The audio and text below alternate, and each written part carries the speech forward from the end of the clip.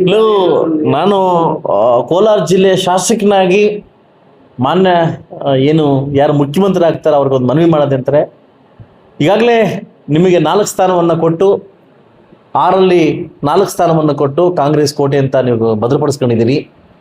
ಆದರೆ ನಮ್ಮ ಜಿಲ್ಲೆ ಬಗ್ಗೆ ಒಡನಾಟ ಇರ್ತಕ್ಕಂಥ ಶಾಸಕರಿಗೆ ಒಬ್ಬ ಸಚಿವರು ಮಾಡಿ ನಮ್ಮ ಜಿಲ್ಲಾ ಉಸ್ತುವಾರಿ ಮಾಡಿದ್ರೆ ಬಹುಶಃ ನಮ್ಮ ಜಿಲ್ಲೆ ಅಭಿವೃದ್ಧಿ ಆಗುತ್ತೆ ಅನ್ನೋ ಒಂದು ಕನಸಿದೆ.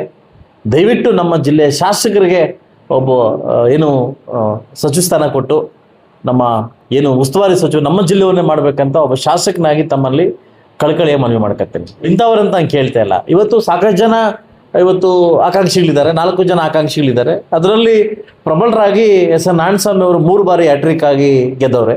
ಸೊ ಅದರಿಂದ ಯಾರಿಗಾದ್ರೂ ಕೊಡಿ, ನನಗೇನು ಅವ್ರು ಕೊಡಿ ಇವ್ರು ಕೊಡಿ ಅಂತ ಏನಿಲ್ಲ, ಯಾರಿಗಾದ್ರೂ ಕೊಡಿ. ಬಟ್ ನಮ್ಮ ಜಿಲ್ಲೆ ಶಾಸಕರು ಕೊಟ್ಟು ಉಸ್ತುವಾರಿ ಸಚಿವರು ಮಾಡಿದ್ರೆ ಅವರ ಏನು ಏನು ಆಳ ಮತ್ತು ಗೊತ್ತಿರ್ತಕ್ಕಂಥ ಏನು ಸಮಸ್ಯೆಗಳ ಬಗ್ಗೆ, ಜನವಂತ ಸಮಸ್ಯೆ ಬಗ್ಗೆ ಗೊತ್ತಿರ್ತಕ್ಕಂಥದ್ರ ಬಗ್ಗೆ ನಾವು ಅವ್ರಿಗೆ ಸ್ಪಂದಿಸ್ತೀವಿ. ಖಂಡಿತವಾಗ್ಲೂ ಅದನ್ನ ಮುಂದೆ ಏನಾಗಬೇಕನ್ನೋದು ನಾವು ಮಾಡಿ ನೋಡ್ತೀವಿ. ಸೊ ಅದರಿಂದ ನಮ್ಮ ಜಿಲ್ಲೆ ಶಾಸಕರಿಗೆ ಒಬ್ಬ ಸಚಿವ ಮಾಡಿದ್ರೆ ತುಂಬ ಒಳ್ಳೇದು ಅಂತ ಅನಿಸ್ತೀವಿ.